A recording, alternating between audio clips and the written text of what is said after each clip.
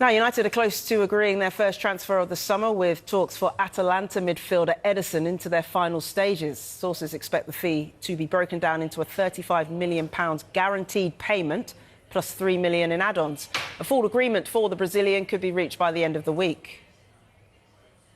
Well, Manchester United are close to agreeing their first transfer of the summer, with talks for Atalanta midfielder Ederson in their final stages. Sources expect the fee to be broken down into a £35 million guaranteed payment plus £3 million in add-ons. A full agreement for the Brazilian could be reached by the end of the week. Here's how Ederson compares to the man he'll be replacing in Manchester United's midfield. Last season, Casemiro scored more, created more goals and chances. Great threat from set pieces, wasn't he? However, Ederson did have a better passing accuracy and dual success.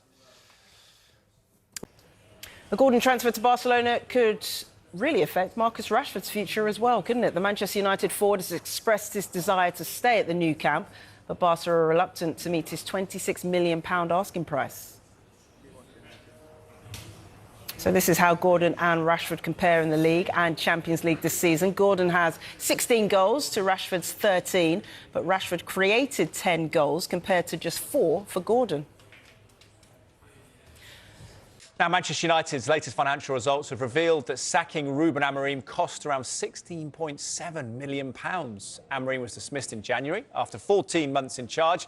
He still had a year and a half remaining on his contract, and the decision to let him go accounted for almost 17 million. Well, for more on United's results, pleased to say we're joined live by football finance expert Kieran Maguire. Kieran, good evening to you. Thanks for your time. What are your main takeaway from the United results? I think the Manchester United board will be delighted with these results. Revenues up, despite that they weren't in Europe compared to the previous season. They weren't competing in the cup competitions. But even so, even with fewer matches at home, they've managed to maintain broadly the match day income. That's down to ticket price increases. They've done substantially better as far as the Premier League TV deal is concerned, because each position is worth around about £3 million. So that's 12 positions better than the previous season. And merchandising has been okay. I mean, they lost their training shirt deal, but I think they're hopeful of replacing that, and by all accounts it's going to be very lucrative next year. A lot of bad PR about the job cuts, the changes there. Do you see justification, though, for those restrictions in the books? Well, it's an interesting one. That they did make reference to it. It could be argued that the money saved from making 400 people redundant is broadly equivalent to the wages they will have saved by putting Marcus Rashford out on loan to Barcelona. Some other players went out on loan. They'll also have another substantial reduction in their wage bill with Casemiro leaving in the summer. And that's very good for recruitment in the summer, because it's freeing up space on the wage bill. Because they're in Europe, they'll be guaranteed substantial amounts of money. There'll be at least 4, of course, sold-out matches at Old Trafford, plus realistically another 30 to 40 million pounds from competing in the competition. So that will make Manchester United fans very excited over the summer. Yeah, room for optimism. Just on that, do you believe they will then focus on reinvestment in the squad? They've got a bit of clearance now. Well, they've got the scope to do so. The loans are the same as last year, but it's notable that the overdraft was reduced by £30 million.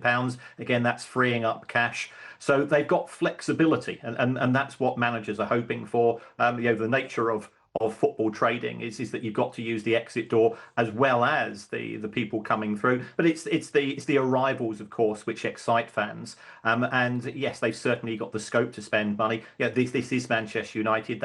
They've got the third most expensive squad in the Premier League, and there's no reason why they can't add to that. Yes, so finishing third was about right then in that context. What effect have the results had on the club's value, Kieran? Well, the stock market has loved the results. The share price is up over 12%. So that's added around about $450 million to the value of the club in just a few hours. So clearly it's exceeded the market expectations. They will be looking for the club to continue with this. I think the strategy that the club employed last season, which was spending a lot of money on players, but keeping them on relatively low wages compared to some of the players that were leaving, that will please the markets as well, because that will drive profitability. It seems a lot of reason for optimism. Kieran Maguire, thank you very much for your time this evening. Thank you. On the FA Cup celebrations last year, so I'm going to definitely make up for them this year, 100%. You can't put the feeling into words. It's incredible. You see what it means to South London, the fans. Yeah, like I said, you can't put it into words. It's just unbelievable. It felt like you grew into the game more and more.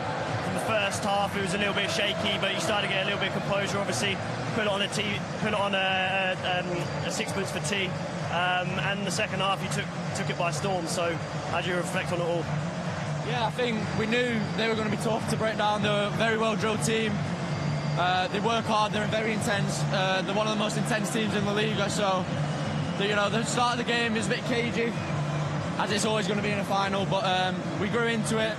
We found where the spaces were, and we exploited them. I think we should have scored more goals, to be honest. Put it to bed, made it a bit easier for ourselves, the fans. But no, we got the job done, and it was a great performance. I tell you what, Leipzig has been covered in red and blue this week. You said after the semi-final you'd party if you get the medal. You've now got it round your neck. How big's tonight going to be? It's going to be big. Like I said, I missed the FA Cup last year, so I've got two celebrations to catch up on. I've got doping, unfortunately, which is a bit of a... it ruins my party a bit, but hopefully I can get that over with quickly and get on the beers and alcohol. And just lastly, we saw Glasner doing his trademark slide. What a send-off for him. Yeah, last game as Palace manager. The difference he's made in 2.5 years is incredible. 3 trophies for Crystal Palace, first 3 trophies in the history of the club. First European competition, winning it. Unbelievable. He's got to be one of the best managers Palace have ever had. And he's made a massive difference for how the club looks at competitions now. We're not just looking to stay in the Premier League and just be in Europe. We're looking to win it and be as high as possible. So, yeah, he's completely changed the way the club looks at competitions. Well, you go get doping on and get yourself a beer. Well done. Sorry, that's absolutely hilarious. There must be nothing worse as a player, or you get told you've got to go to doping, you're going to miss out on all this now. Yeah, to be fair, I never, not in a massive game like that, but there's been important games when you just want to get on the coach and you just want to get a war for this man.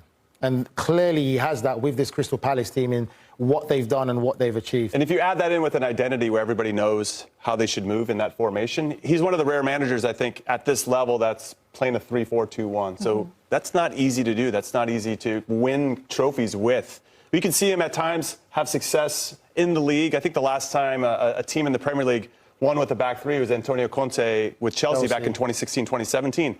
It's not done because it's not easy to do. So when you get the personnel to do it and then you get the buy-in from the players, you can go places and obviously win and have some success. What I love about a 3-man back line typically is that you have so much flexibility in and out of possession, which is why we've been clamoring for the U.S. men's national team to play that, because not only can you use width, and you're really relying on your wing backs for width, so the rest of your team is protecting the middle of the pitch.